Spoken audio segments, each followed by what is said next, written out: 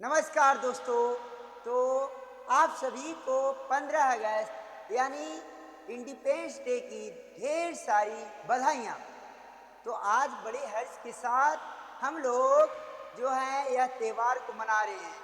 आज बहुत ही खुशी की बात है और आज पूरा भारत जश्न मना रहा है।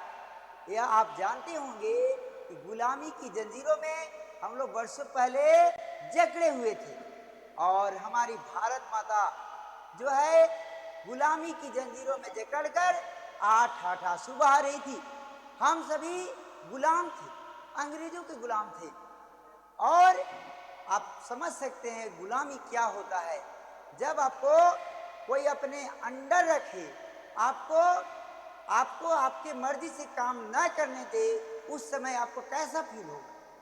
तो समझ सकते हैं कि गुलामी क्या होती है। यानी इस गुलामी से हम लोग आज़ाद तो हो गए हैं और यह आज़ादी को हम लोग सेलिब्रेट भी कर रहे हैं। हमारे हजारों वीर शहीद जवानों ने अपना अपना जो है जान गंवाए, तो आज हम उन्हें याद कर रहे हैं। लेकिन रियल में हमें जो है यह आज़ादी को कैसे याद करना चाहिए। हमें जो है आज़ादी रियल में मिली नहीं है। कैसे नहीं मिली है? पहले अंग्रेज गुलाम बना के रखे थे और आज रियलिटी ये है कि आज के नेता हमें गुलाम बना के रखे। आप मानो या ना मानो, हम लोग कहते हैं लोकतंत्र देश में रहते हैं। लोकतंत्र, डेमोक्रेसी, यानी कि डेमोस मतलब पीपल, क्रेसी मतलब शासन, यानी लोगों की शासन। क्या लोगों की शासन होती है? क्या आप प्रधानमंत्री से अपनी मांग रख सकते हैं? क्या आपकी मांग को पूरा किया जाता है? क्या भारत की गरीबी खत्म हो गई है? नहीं ना। रियलिटी ये है कि भ्रष्टाचार अभी भी है। रियलिटी ये है कि हमारे नेता लोग गुंडागर्दी अभी भी करते हैं। ऐसा क्यों? तो इस गुलामी से भी हमें बाहर निकलने के लिए सोचना होगा। इसके लिए क्या करना होगा? इसके लिए सिर्फ और सिर्फ एक ही हथियार है। वो हथियार क्या है? वो हथियार मात्र और मात्र है तो शिक्षा है। यदि आप शिक्षा यानी अपने बच्चे को शिक्षित करते हैं, आप यदि शिक्षित होते हैं, आप यदि रियल में ज्ञान लेते हैं, आप में रियल में यदि स्किल होता है, तो आप स्किल के बदौलत ये भ्रष्टाचार को मिटा सकते हैं। रियल में यदि आप में ज्ञान है, उस ज्ञान के बदौलत आप जो है भ्रष्टाचार को समाप्त कर सकते हैं, भारत को समृद्ध बना सकते हैं और भारत की जो गुलामी है उसको समाप्त कर सकते हैं। प्यारे देशवासियों, आप सभी को मैं एक छोटी सी बातें बता रहा हूं कि शिक्षा वह शेरनी का दूध है। शिक्षा वह शेरनी का दूध है जिसने पिया है वह दहाड़ा है। रियलिटी ये है कि वो गरीब का बच्चा क्यों ना हो, यदि वह एजुकेट हुआ है तो वह आगे बढ़ा है और वह शिक्षा ही एक हथियार है जो गरीबी को अमीरी में बदल सकता है। रियलिटी तो ये है कि समाज में गरीब लोग गरीब ही रह जाते हैं और अमीर लोग अमीर का अमीर बनते जाते हैं। इसके पीछे एक ही रीजन है कि गरीब जो है बहुत दिन रात मेहनत करते हैं। रियलिटी है, दिन रात मेहनत करते हैं। इन्हें सारी अपॉर्चुनिटी को अमीर यानी नेता लोग जो है उसे दबाने का प्रयास करते हैं। हम किसी एक नेता की बात नहीं कर रहे हैं दोस्तों। रियलिटी ये है कि नेता तो आपके गांव शहर के होते हैं, एक मुखिया से लेकर के और एक पंचायत, एक जिला, एक राज्य स्तर पर भ्रष्टाचार होती है बड़ी खुलेआम तरीके से। जैसे एक छोटा सा कॉलोनी लेना है तो उसके लिए 20,000 घूस तो देना ही पड़ता है। अब एक 20,000 घूस आप देते हैं, अरे सर ले लीजिए हमारा कम्मा कर दीजिए। अरे आपने जब दिया वहीं से चालू हो गई भ्रष्टाचार। इसको समाप्त करना है तो आप ही खत्म कर सकते हैं। ये आपकी कमी है, इस कमी को दूर करना है तो आपको करना है। यदि भारत के प्रत्येक लोग नारे लगाना बंद करके रियल में यदि कोई भ्रष्टाचार कर रहा है तो घूस के बदले घुसा दो। यदि आप तैयार होते हैं, हम तैयार होते हैं, हमारे देश के प्रत्येक लोग तैयार हो जाए, घूस मांगने वाला मांग के दिखाया जा रहा, दिनात हमें तैयार होना होगा, हमें सशक्त बनाना होगा, हमें इस गुलामी की जंजीर को समाप्त करना होगा। ये आधुनिक गुलामी है, ये मॉडर्न गुलामी है, इस मॉडर्न गुलामी को भी खत्म करना होगा। साथ ही एजुकेशन बहुत बड़ी चीज है। हाँ, आप जानते होंगे डॉक्टर भीमराव अंबेडकर को। डॉक्टर भीमराव अंबेडकर साहब ने भारत का संविधान लिखा। वे एक छोटे कास्ट के थे, चमार जाति के थे। उन्हें जो है समाज में बैठने नहीं दिया जाता था, उन्हें पढ़ने नहीं दिया जाता था, उन्हें स्कूल में भी प्रॉब्लम तंग किए जाते थे, उन्हें स्कूल से बाहर निकाल दिए जाते थे। लेकिन उन्होंने सिर्फ और सिर्फ एजुकेशन के लिए हर चीज झेला। आपको भी झेलना पड़ेगा। उनका एक कथन था, हक के लिए लड़ो नहीं, पढ़ो। प्यारे दोस्तों, पढ़ना पड़ेगा और हक के लिए पढ़ना पड़ेगा। यदि आप हक चाहते हो तो आपको पढ़ना पड़ेगा। पढ़ने के सिवाय और कोई उपाय नहीं है। यदि आपको आगे बढ़ना है तो पढ़ना ही पड़ेगा। पढ़ाई एक ऐसा हथियार है जो आपकी गरीबी को दूर कर सकता है, आपकी गरीबी को अमीरी में बदल सकता है। सपोज कीजिए सर कि आप जो हैं एक गरीब परिवार से हैं, आप एक किसान हैं। आप यदि आप नहीं पढ़े तो कोई बात नहीं, आप कम से कम अपना वंशज को तो पढ़ाइए। आप अपने बाल बच्चे को 200, 300, 400 रुपए ट्यूशन की देना है। यदि उन्हें अच्छा स्कूल चाहिए तो आप नहीं दे पाते। हम मानते हैं कि आपकी प्रॉब्लम है, आपके घर में उतने पैसे नहीं आते हैं, लेकिन मैं कहता हूं कि आप एक रोटी कम खाइए। आप मोबाइल में रिचार्जवा मत कराइए ना, वो रिचार्जवा के बदले बच्चे को अच्छा शिक्षा दीजिए, अच्छे इंस्टीट्यूट में भेजिए, अच्छे स्कूल में भेजिए। क्योंकि वो एजुकेशन, वो शिक्षा उसको जीवन को बदल सकता है। यदि आप उसे अच्छे से नहीं पढ़ाते हैं तो आप एक दुश्मन पाल रहे हैं। बहुत बुरा लगेगा। दुश्मन पालना का मतलब, आपको बुरा नहीं कह रहा हूं सर, आपको ये कह रहा हूं कि आज गांव में 90% आप देखते होंगे कि मैक्सिमम लोग क्या करते हैं कि जिनके माँ बाप बूढ़े हो जाते हैं उनको घर से बाहर करना, अलग बूढ़े होने के बाद भी वो अलग करके घर से अलग हो जाते हैं और माँ बाप को छोड़ देते हैं। वो माँ बाप की गलती है कि बेटा की गलती है? अब हम आपको बहुत अच्छा से बता रहे हैं, ये दोनों की गलती है। ज़्यादा गलती माँ बाप की है। कैसे? क्योंकि आप उस बच्चे को रियल में शिक्षा दिए होते हैं तो वे बच्चा इतना नालायक नहीं बनता कि आपको बाहर कर देता। यदि आप वहाँ पर बच्चे को सक्सेस करा लेते हैं, गांव में ये देखते हैं, आप बुरा मत मानिएगा, हम जो बोल रहे हैं रियलिटी बोल रहे हैं। क्योंकि आप गांव में देखते हैं कि बच्चा हो गया 18 साल, शादी कर दो इसको जल्दी, पढ़ाई गया भाड़ में। हम मानते हैं कि उसका एजुकेशन अच्छा नहीं मिलता, कहते पढ़ते ना रही तो क्या करिए, और उसको शादी कर देते हैं। बिटिया 18 साल के हो गई, घर में जवान बेटी के रख के क्या करबई? लेकिन वो बेटिया भी किसी के बहू बनेगी ना।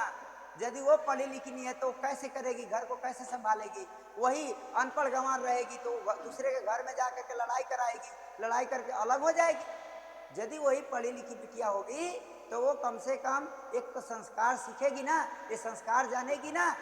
दूसरी बात, यदि आपके पास रियल में स्किल आ जाता है, आपके बच्चों में रियल में ज्ञान होता है, उस ज्ञान के बदौलत भूखे नहीं मरेगा।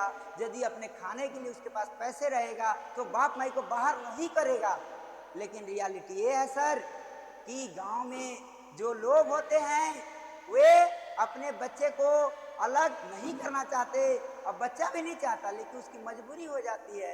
एगो बीवी आ जाती है, कम उम्र में आप शादी कर देते हैं, 2 बच्चे हो जाते हैं, वो बच्चे को पालन पोषण करना रहता है। पालन पोषण करे या अपना घर चलाए या माँ बाप को चलाए, ऐसे केस में बीवी की बात ज़्यादा सुनते हैं और दिन भर जा करके आप फैक्ट्रियों में काम करते हैं। वो काम करने के बाद 2 रुपए ला करके अपने बीवी को ही देना अच्छा समझते हैं। उनकी भी कोई कसूर नहीं है। ऐसे तो लग रहा है कि दोनों में गलतियां हैं। तो जनाब, आप जो हैं मेरा बात को मानिए कि अपने बच्चे को पढ़ाने के लिए उनका रिचार्ज ना कराइए मोबाइल में। मोबाइल से कुछ ना होगा। ये मोबाइल जो है जहर है, ये जहर को आप पिला रहे हैं अपने बच्चे को। वो जहर पिएगा तो मरेगा, उसका असर आप पर भी होगा। तो आप असर देखना चाहते हैं तो देखिए ना, ये मोबाइल ही जहर है आज की। सच्चाई तो यही है, क्योंकि जिस समय में किताबें देना था आपने मोबाइल थमा दिया। मोबाइल एक बहाना था, किसी में पढ़ जाना था। पढ़ता कहाँ है भाई? इंस्टाग्राम, फेसबुक, ये सब में बच्चे पढ़ जाते हैं और अपना जीवन खराब कर जाते हैं। और क्या होगा? इसीलिए गरीब का गरीब रहकर मर जाते हैं। रियलिटी यही है समाज की। तो अब ये तो मैंने आपको बताया कि भारत में अभी भी गुलामी है। इस गुलामी को समाप्त करने का एक ही जरिया है, वो जरिया है एजुकेशन। अब प्यारे साथियों, प्यारे ग्रामवासियों, मेरे बुजुर्ग माताएं बहनों एवं भाइयों बहनों, सभी को फिर से एक बार जो है स्वतंत्रता दिवस की हार्दिक शुभकामनाएं के साथ मैं कुछ अपने बारे में बताना चाहता हूं। मैं रवि कुमार गुप्ता और एडुकेटर इंडिया इंस्टीट्यूट का डायरेक्टर, लेकिन मैं डायरेक्टर नहीं मानता, एक छोटा सा स्टूडेंट और टीचर मानता हूँ। मैं भी एक विद्यार्थी हूँ, मैं भी सीखता हूँ। टीचर आप मान सकते हो, क्योंकि हजारों बच्चों को शिक्षा दिया। आपको मैं अपने बारे में थोड़ी थोड़ी बात बताना चाह रहा हूँ, क्योंकि आपका टाइम जो है विलम्ब नहीं करना चाह रहा। मैं भी एक छोटे से गांव ग्राम चुंदी रमना प्रखंड में ही है, वहाँ से बिलोंग करता हूँ। और मैं जो है 8 क्लास तक अपने स्कूल में ठीक ठाक पढ़ता था, अच्छा था। और इसके बाद डाल्टनगंज गया। डाल्टनगंज भी जाने के बाद घर की स्थिति खराब थी, तो लास्ट में मैंने बुक शॉप में काम किया। धीरे धीरे बच्चे को पढ़ाना चालू किया। अब बच्चों के पढ़ाने से जर्नी स्टार्ट हो गई। लोग कहते हैं ना कि भैया पढ़ने में बहुत पैसा चाहिए, ये बतवा गलत है। पैसा कोई मैटर ना रखता है, आप में हौसला होना चाहिए। यदि आप में हौसला रहेगा तो आप जरूर आगे बढ़ जाओगे। तो ये बात ध्यान देना है, वो हौसला आप में होना चाहिए। और वही हौसला हमारे अंदर था और हमने डाल्टनगंज में तो चला गया। वहाँ जाने के बाद बहुत मेहनत किया, दिन रात अथक परिश्रम किया और हॉस्टल में धीरे धीरे ग्रोथ किया और हॉस्टल के बच्चे को पढ़ाना चालू किया और इसी प्रकार से 10th पास किया। फिर 12th में जो है हमने हिंदी मीडियम में पढ़ा था। इंग्लिश आता नहीं था, लेकिन इंग्लिश सीखना था। इंग्लिश के लिए मैंने बहुत मेहनत किया। एक सर के पास गया, रितेश श्रीवास्तव सर के पास। उन्होंने बोला कि अपनी कमजोरी को ताकत बना। हमारा कमजोरी था अंग्रेज, हमने उसको ताकत बनाया। बहुत मेहनत किया। सर के ऑफिस में दिन भर 4 घंटा 5 घंटा 6 घंटा ऑफिस में बैठ जाते थे। सर पढ़ाते थे, बार बार देखते थे, करते करते अभ्यास हो गया और इंग्लिश मैंने सीख गया। और फिर धीरे धीरे बहुत अच्छा ग्रोथ हुआ। 12th पास किया, पटना गया। पटना जाने के बाद मेरा साइंटिस्ट बनने का सपना था, लेकिन वो भी रह गया अधूरा, क्योंकि नहीं था पैसा पूरा। और मैंने पटना साइंस कॉलेज में एडमिशन नहीं करा पाया, बहुत हुई मजबूरी। लास्ट में पढ़ना था जरूरी। मैंने इंग्लिश के लिए मम्मी से बोला, मम्मी ने बेची गहना और कर दी मेरा सपना पूरा। और मैंने इंग्लिश सीखने के लिए, बहुत स्टैंडर्ड इंग्लिश सीखने के लिए एक ब्रिटेन से टीचर आए थे, उनसे मैंने इंग्लिश 16 महीना सीखा। और वो इंग्लिश इतना स्टैंडर्ड सीखा है कि वो इंग्लिश ही हमारे जीवन को बदल दिया।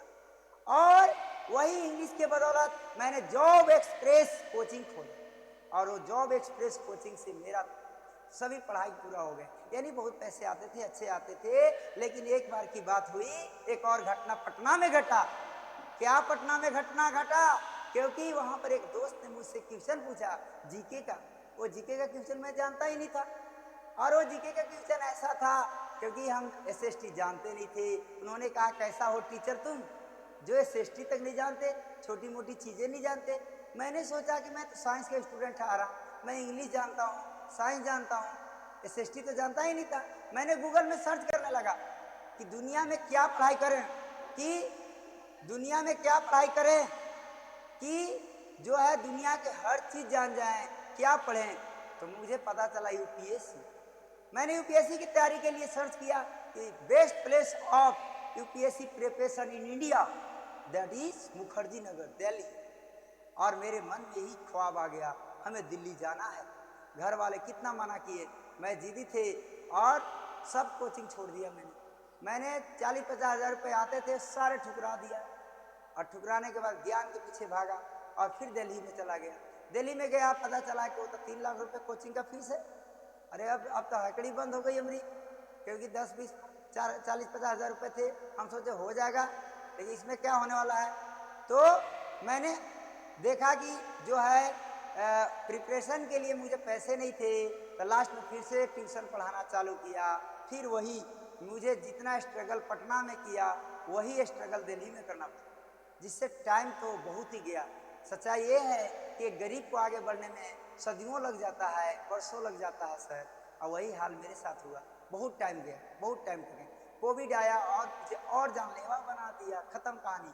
कोविड में बचने की कोई संभावना नहीं थी, मेरा 4 यूनिट ब्लड था, बचने की कोई संभावना नहीं था सर। लेकिन मैंने वहाँ पर फिर से मेहनत किया, और मतलब हमारे स्टूडेंट ने मेहनत किया, उन्होंने बहुत ही स्ट्रगल मेरे लिए किया, वो कोविड में भी मेरा साथ दिया।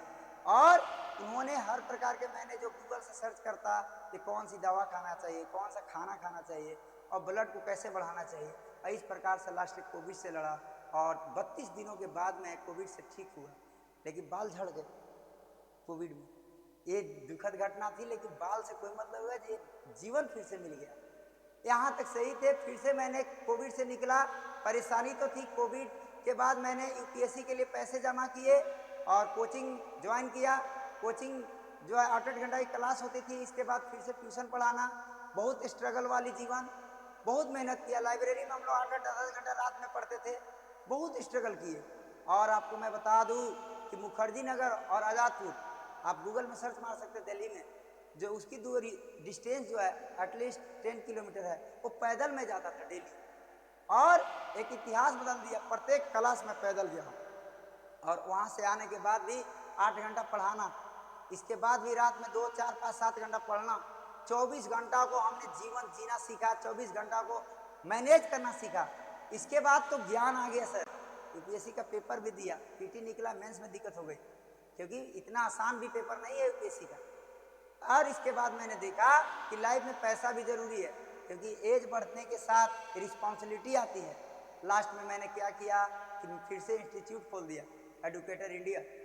और एडुकेटर इंडिया जो है धीरे धीरे ग्रोथ करने लगी, और आज़ादपुर ब्रांच बना, स्वरूप नगर ब्रांच बना, आदर्श नगर ब्रांच बना, 3-3 ब्रांच बन गए।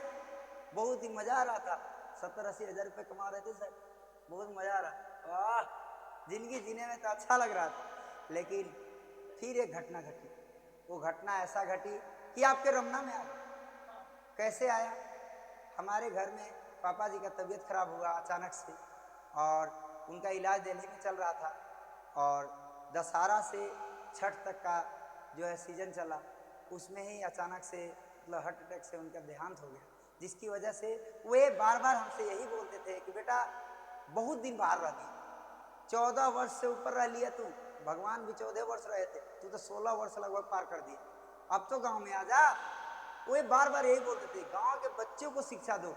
शहर में तो सब कोई पढ़ाता है, हजारों टीचर मिल जाएंगे, हजारों बच्चे मिल जाएंगे, लेकिन गांव में पढ़ाओ, गांव के बच्चे को एजुकेट करो, जितना सीखा उतना ही सीखा ना, कम पैसा कमाएगा, क्या दिक्कत है, बच्चे तो सीखेंगे, बच्चे तो आगे बढ़ेंगे। उनका यही सपना था, यही सपना को लेकर मैंने रमना को ही चुना। मैंने डाल्टनगंज, गढ़वा, रांची, पटना का ऑफर आया मेरे पास। बहुत सारे दोस्त हमारे जितने अभी डाल्टनगंज में कोचिंग है, लगभग हमारे दोस्त हैं, हमारे साथ पढ़े हुए हैं, लेकिन सबका मैंने ठुकरा दिया। मुझे बहुत सारे स्कूल से भी आया, यहाँ तक प्रिंसिपल का पोस्ट भी मिल रहा। मेरा एजुकेशन की बात किया जाए तो मैं एमएससी फिजिक्स से किया हूँ, और आपको बीएड, सीटेट क्वालिफाइड, और यूपीएससी का प्रिपरेशन किया हूँ। यानी आप समझ सकते हैं कि ये बहुत ज़्यादा अचीवमेंट है। बीएससी तो आप समझिए, बीएससी करके ही आगे जा सकते हैं। यानी लगभग पढ़ाई कर ही चुका हूँ, पीएचडी करने वाला हूँ, कुछ दिनों में पीएचडी भी करूँगा, और डॉक्टर रख जाएगा नाम के पहले। तो कहने का अर्थ है, मैंने एक गांव में आने का मेरा लक्ष्य कुछ और है, पैसा नहीं है जनाब। मैं आपसे बार बार यही कहना चाहता हूँ कि पैसा बहुत बड़ी चीज़ नहीं होती है। पैसा कहते हैं हाथ का मैल है, आता है जाता है, नहीं रह पाता है। आप करोड़पति हो या रोडपति हो, पैसा ना रहेगा। और सच्चाई बात यह है, मैं एजुकेशन देना चाहता हूँ, और मैं चाहता हूँ कि आपके बच्चे को एजुकेट करूँ और अच्छा ज्ञान दूँ, और मेरा पूरा प्रयास है। इसीलिए आप जो सामने देख रहे हैं, ये है स्मार्ट बोर्ड। इस पर जो है आप बच्चे को अच्छे से सब चीज़ पिक्चर दिखा के पढ़ा सकते हैं। जैसे सपोज कीजिए कि मुझे मान लीजिए कुछ पढ़ाना है, तो हम यहाँ पर जैसे मान लीजिए पीडीएफ खोलना है, तो पीडीएफ में जो भी चीज़ें हैं वो आ जाएंगे और हम स्क्रीन पर यहाँ पर दिखा कर बच्चे को समझा सकते हैं। और इसका जो है बच्चे को अच्छे से समझ में आएगा 3D पिक्चर के साथ। पहले जैसा नहीं है कि बोर्ड पर लिखेंगे समझाएंगे, इसमें हर चीज़, जैसे मान लीजिए 11th क्लास का टॉपिक है मात्रक और मापन, इसको समझाना है, मुझे लिखने का जो टाइम टेकन जो है कम हुआ, अच्छे से बच्चे को समझा सकते हैं, पिक्चर दिखा सकते हैं और पिक्चर दिखाकर अच्छा से समझा सकते हैं। इस सारी फैसिलिटीज़ है, वीडियो दिखा सकते हैं, 3D पिक्चर दिखा सकते हैं, साथ में ये लिखने का बहुत स्टैंडर्ड तरीका है।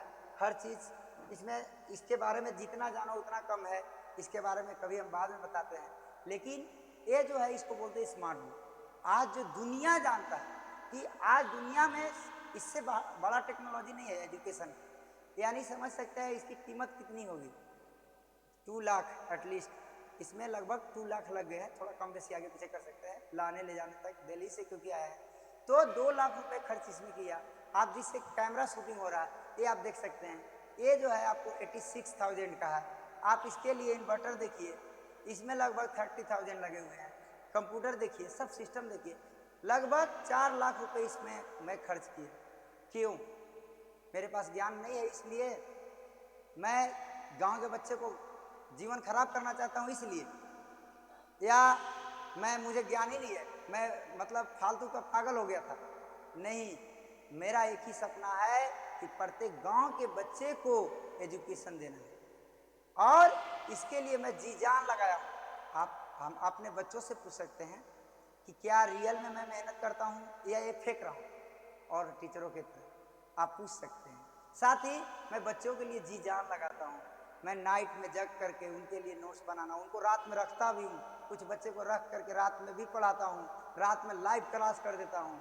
मतलब उनके सपनों को साकार करने के लिए, क्लास में 10th का टॉपर बनाने के लिए केवल नहीं, उन्हें जो है जीवन में टॉपर बनाने के लिए, उन्हें जीवन में सक्सेस दिलाने के लिए। क्योंकि मैं यूपीएससी लेवल तक तैयारी किया हूँ, एसएससी लेवल तक तैयारी किया हूँ, नॉलेज है मेरे पास। उस नॉलेज को मैं नहीं यदि कर पाया कंप्लीट तो मैं अपने स्टूडेंट को कंप्लीट कराऊंगा और उनको जो है जीवन में एक अच्छा लक्ष्य दिखाऊंगा।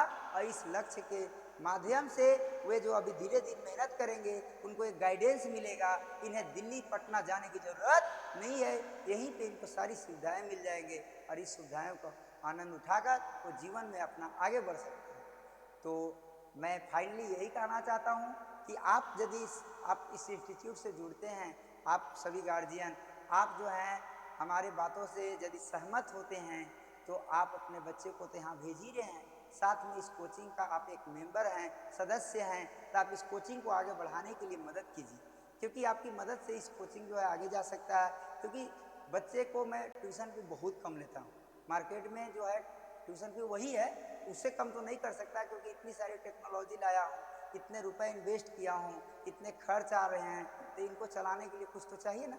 कुछ टीचर लाऊंगा कुछ दिनों में, वो टीचर के लिए भी तो कुछ तो चाहिए ना।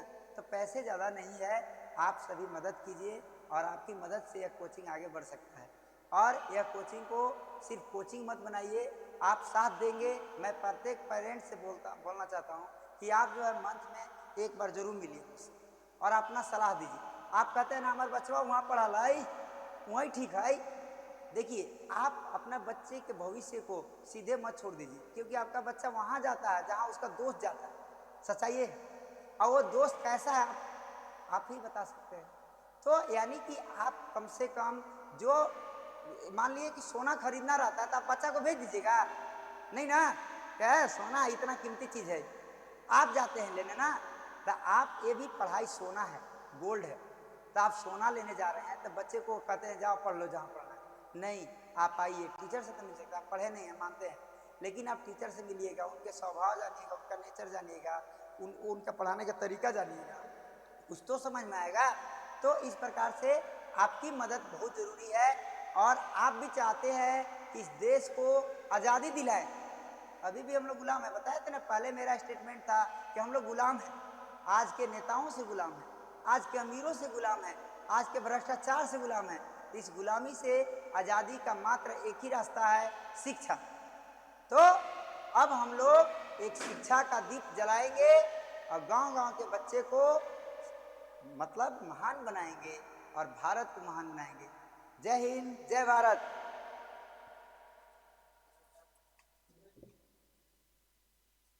बाबू